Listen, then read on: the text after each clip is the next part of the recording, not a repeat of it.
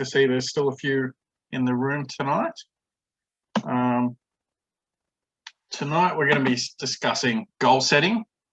This is pretty important when it comes to your financial situation. But rather than me speak, I wanted to let Denzel say a few words.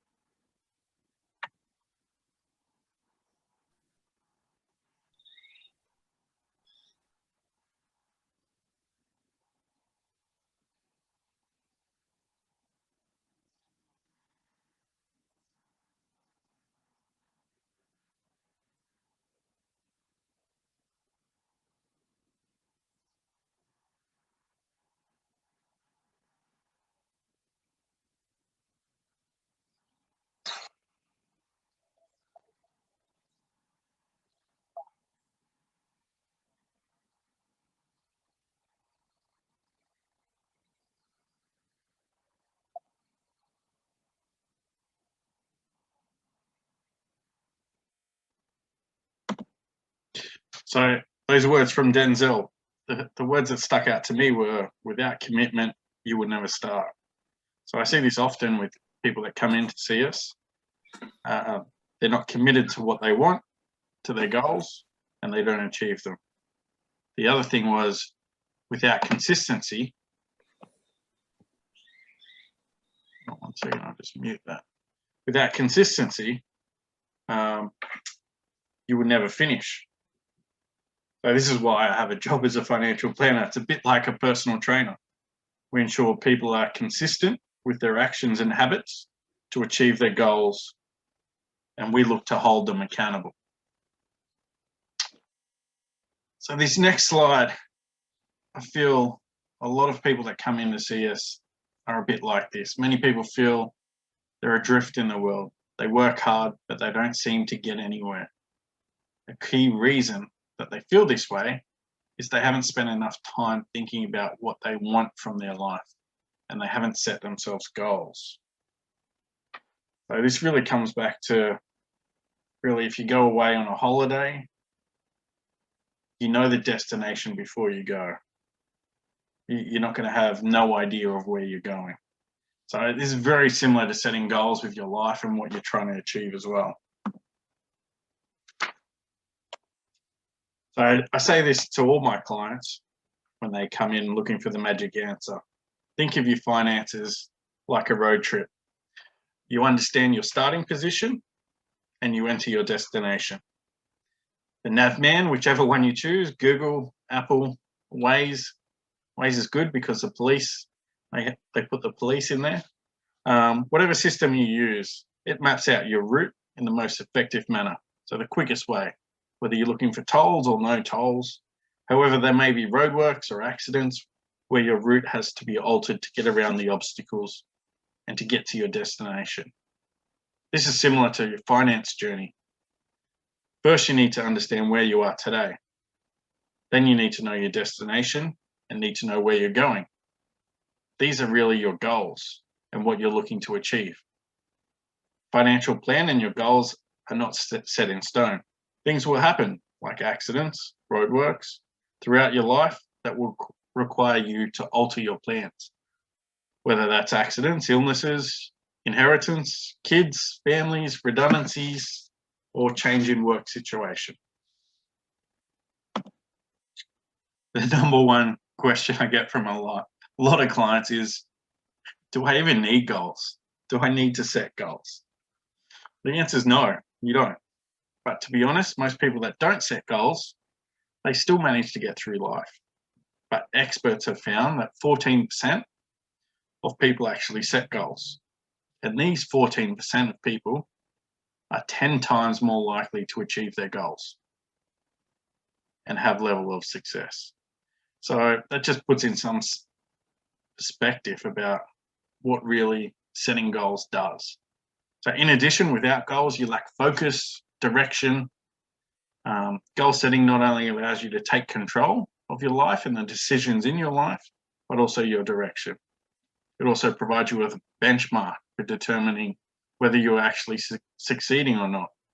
So when you're looking at your mortgage, whether it's being paid off or not, whether it's you're chipping away each year, whether you're hitting your targets each year to repay your mortgage. Setting goals gives you long-term vision, but short-term motivation. It focuses you and helps you organize your time and your resources so that you can make the most of your life. Setting goals helps trigger new behaviors, guides your focus, and helps sustain the momentum in life. In the end, you can't manage what you don't measure, and you can't improve upon something that you don't properly manage. This is all coming back to goals and focus, and this is probably one of the key ones that I like. So set goals that motivate you. I see lots of people that set goals, big goals, dreaming goals, but really it comes down to we need the goal to motivate you. So then you do achieve it and you do the actions out the back. So when setting goals over the past 17 years, we've found setting goals that motivate you increase the probability of you achieving it. For example, I want to earn more money. If I earn $1 more this year than I did last year, I've achieved my goal. However, if I made the goal more direct and said, I want to earn $100,000 this year, as this will ensure my family is financially secure, this puts in the motivation of my family. So that piece there, providing a future of financial freedom for my son and my family, where he does not have to go without, where he can take advantage of any opportunity that arises. The added benefit is by ensuring my family is secured, my wife is happy, and everyone understands, happy wife, happy life. The next part really is about how we go about setting goals with each of our clients. We've got a short video that explains it very well in a minute or less and goes through the different points when you're setting your goals.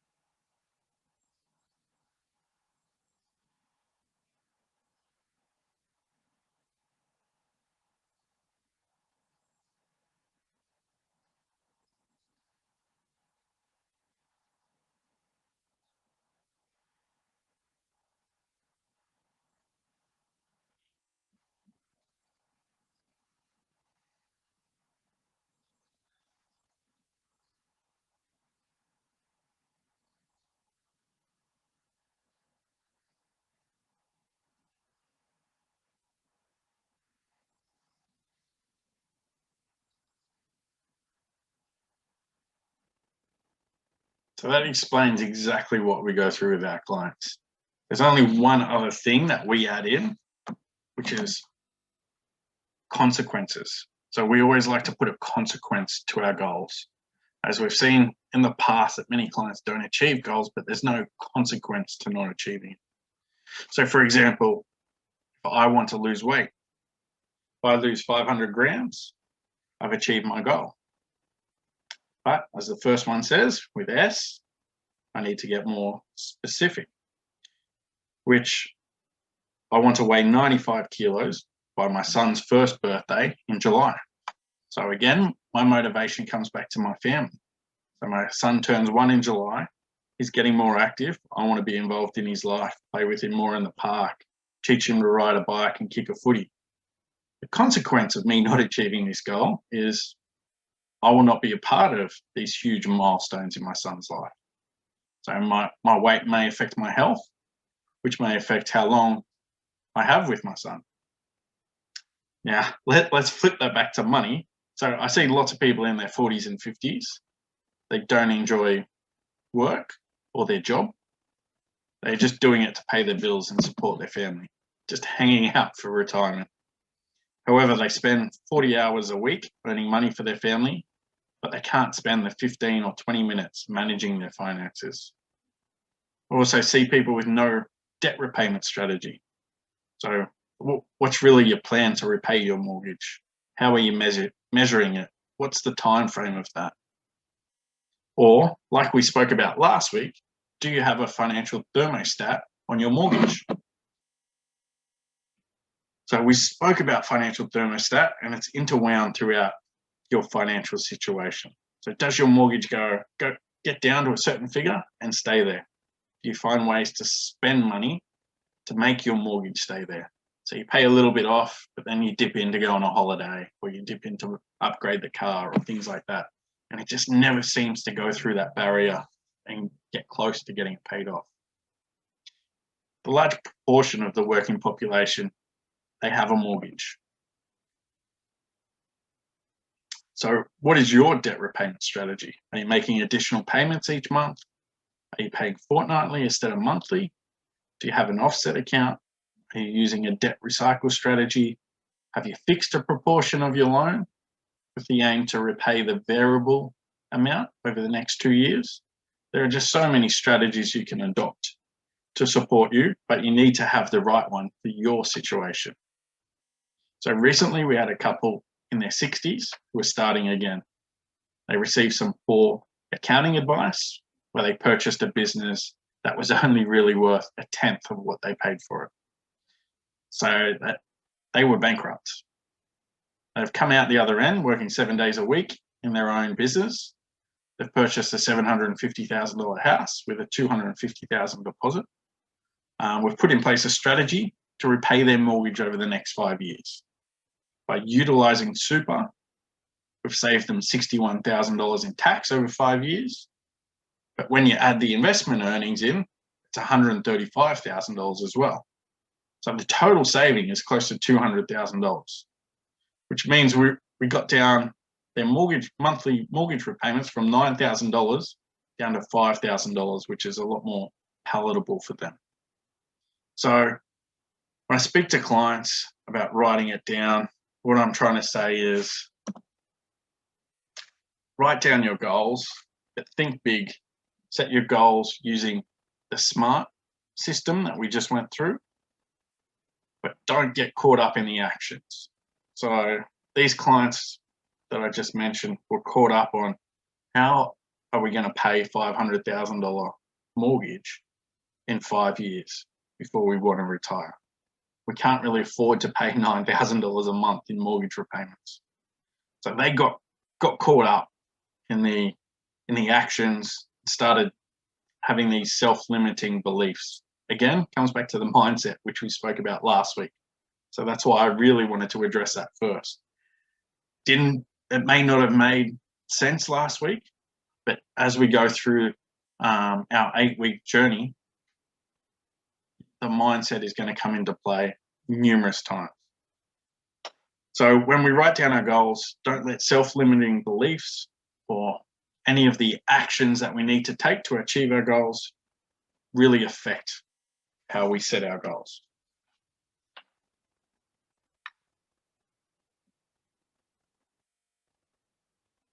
So once we've set our goals, now it's really talking about how we're going to achieve, or what's the action plan.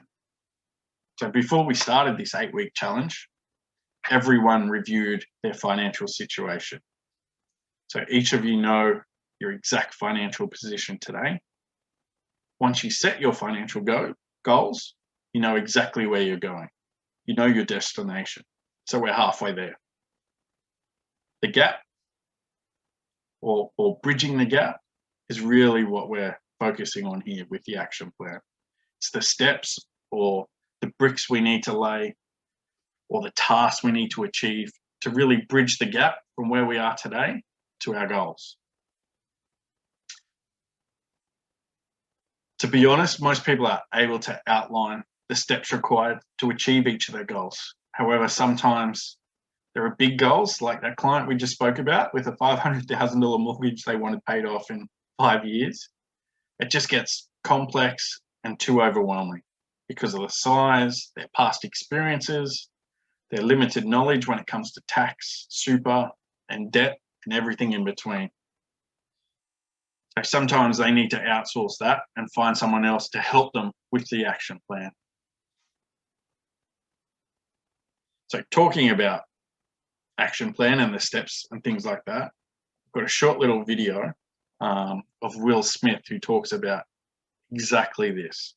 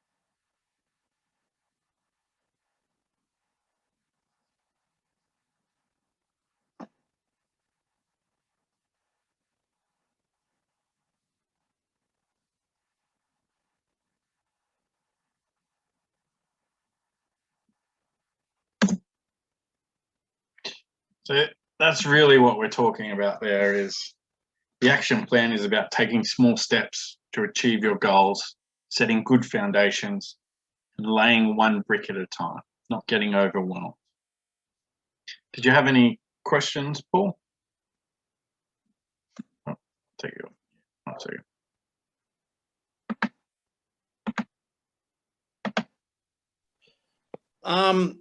Can you hear me? Yep, perfect. Just with the goals, are too many goals a bad thing? No. So a lot of, and it's neither a lot of small goals are no better than one large goal or vice versa? I prefer to start with the large goals and then work our way down. So large goals being when you want to finish work, what type of retirement income you want, when do you want your mortgage paid off. They're large goals. Out of the back of that, there may be smaller goals that we create, meaning, well, if you want to retire in 10 years, the mortgage has got to be repaid in 10 years. So our action is, well, we've got to pay X amount of dollars each year out. So your goal then is to pay $10,000 off the mortgage this year. You know, things like that. Does that make sense? Yeah. So smaller goals to fulfill the larger goal. Correct. Down the track, yeah. Right, yep, okay, I understand.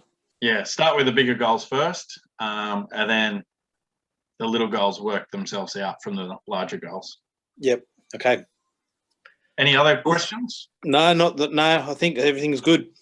Perfect. Just mute you again now.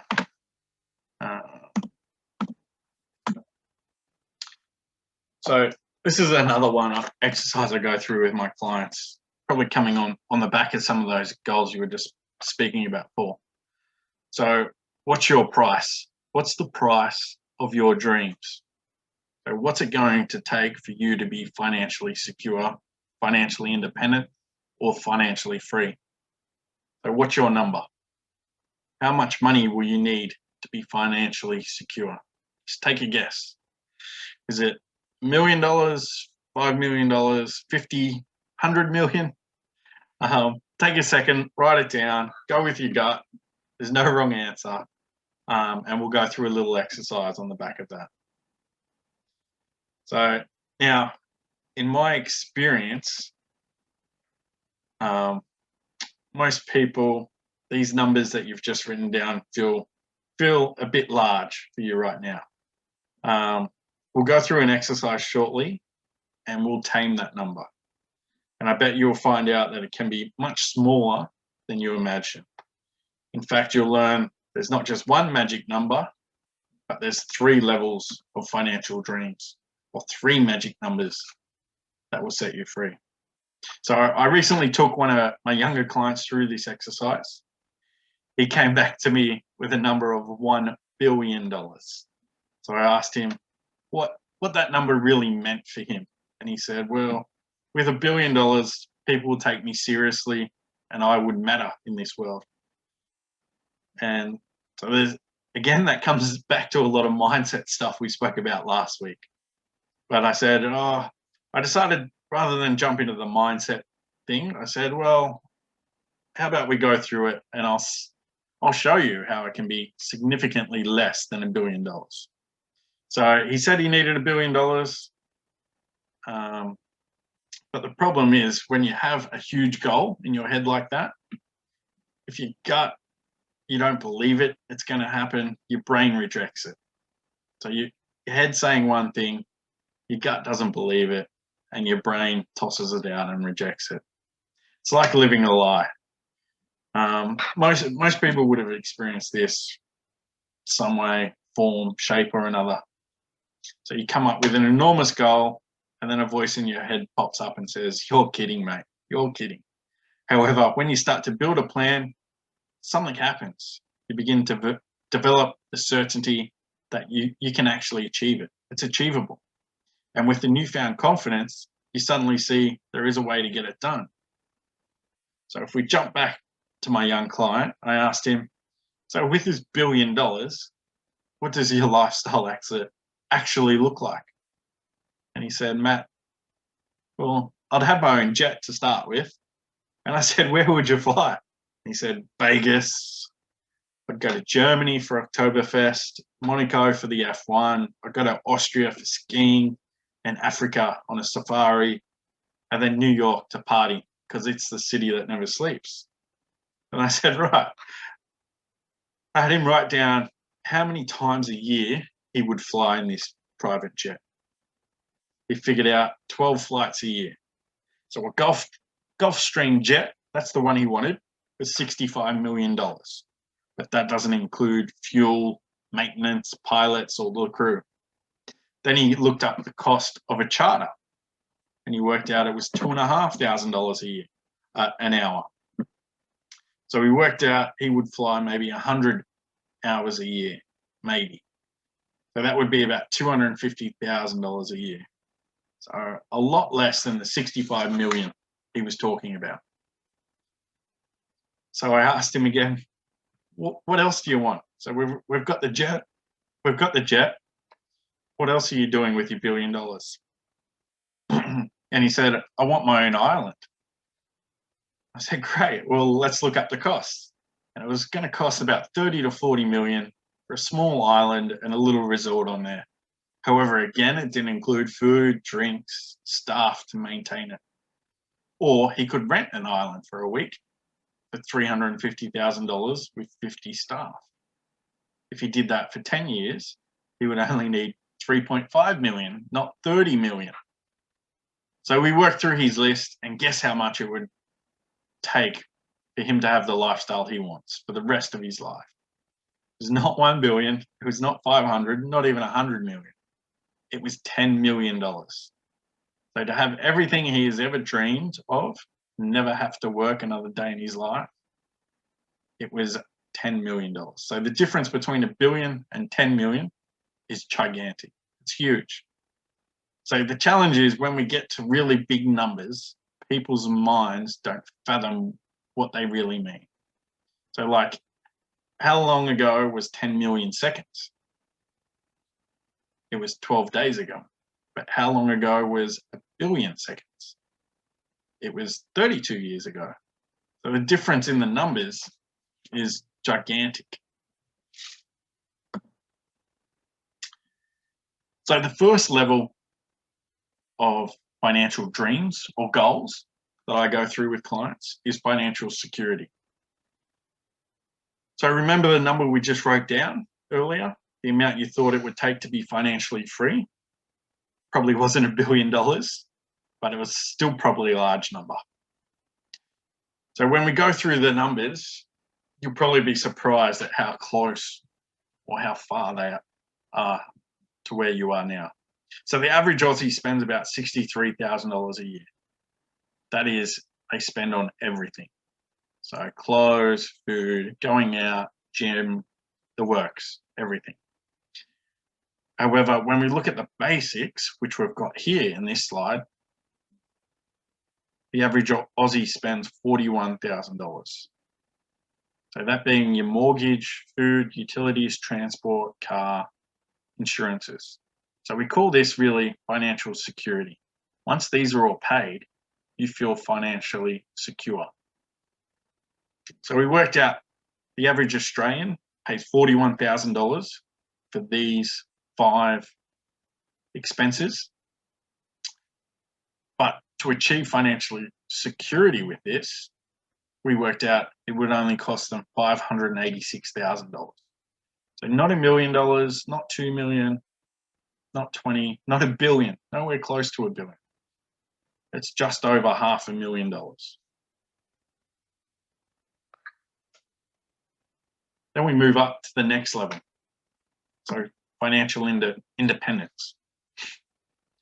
So you no longer have to work to have the same lifestyle you have today.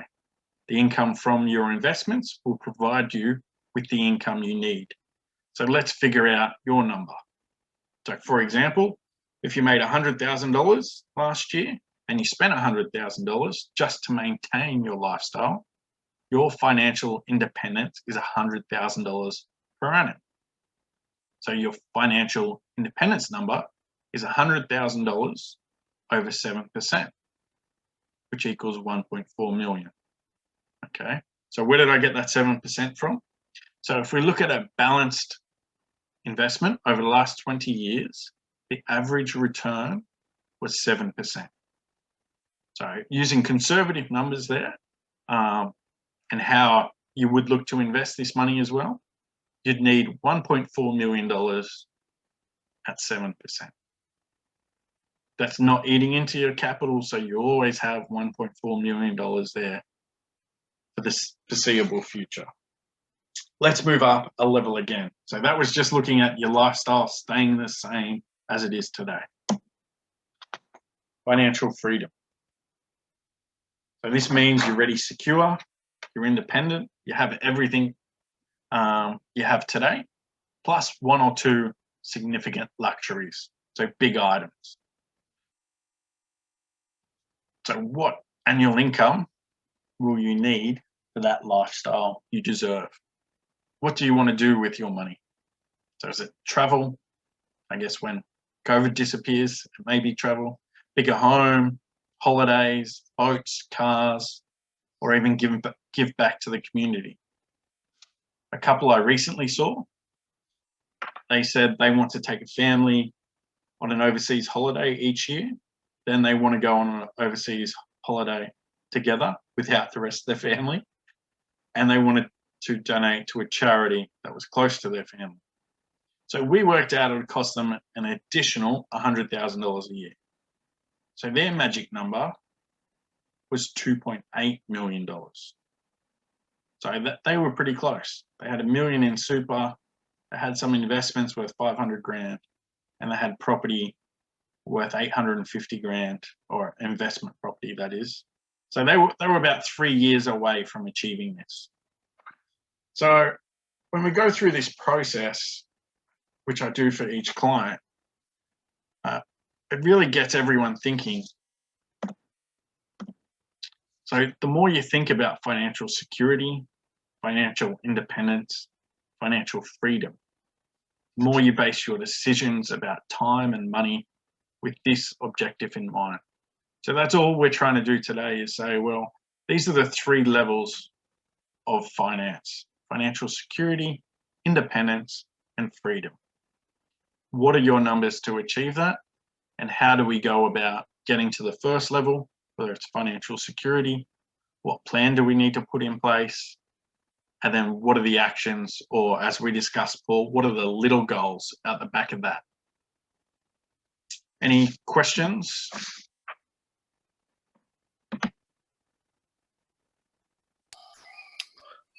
I don't think I've got any questions. It's just a lot to sit down and think about. That's all. Yeah.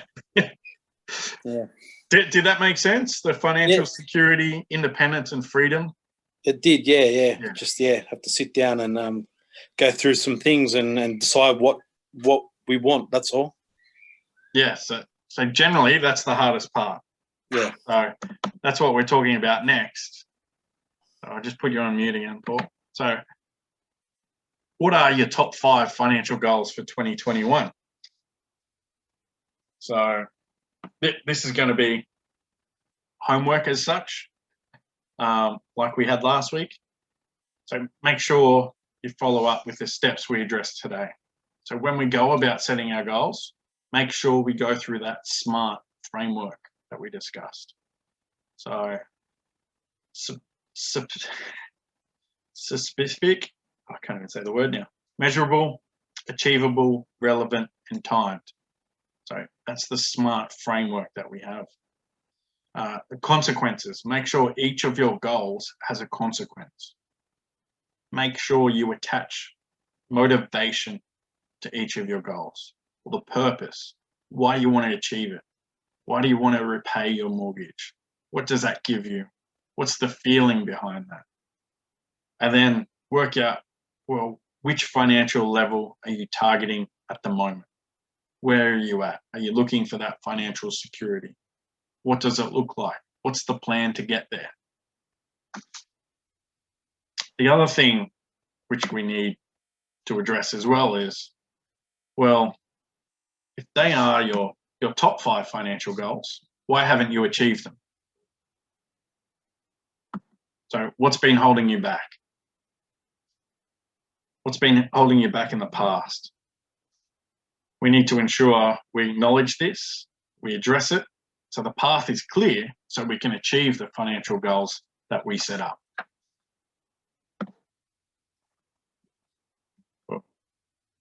So there's probably 3 or 4 slides left. This next one more comes down to goals, self-limiting beliefs, people telling you can't do that, can't do this. So this is Will Smith in Pursuit of Happiness.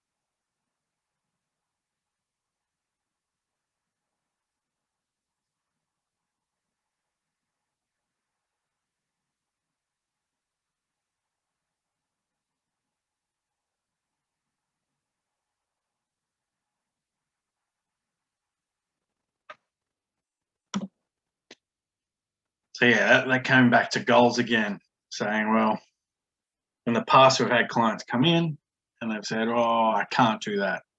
I can't do that. You know, my friend said I can't do that. My parents, family, you know, someone's always saying something. So this is one of my favorite quotes when we're talking about goal setting. You can't go back and change the beginning, but you can start where you are and change the ending.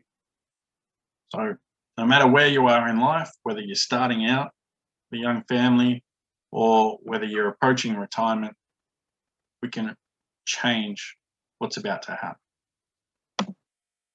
So homework. I'll send the link again tomorrow.